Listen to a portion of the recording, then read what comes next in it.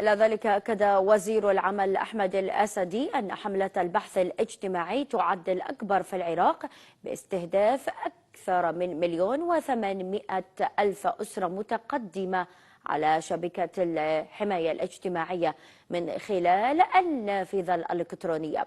وقال الأسدي في مؤتمر صحفي أن الحملة التي انطلقت اليوم شملت 20 قضاء، 3 منها في بغداد و2 في الناصرية و2 في نينوى و2 في صلاح الدين، وقضى في كل من 15 محافظة المتبقية، مشيرا إلى أنه سيتم التوجه بعد ذلك إلى 33 قضاء أخرى وهي من الأقضية المشمولة بخط الفقر، لننتقل إلى باقي المناطق.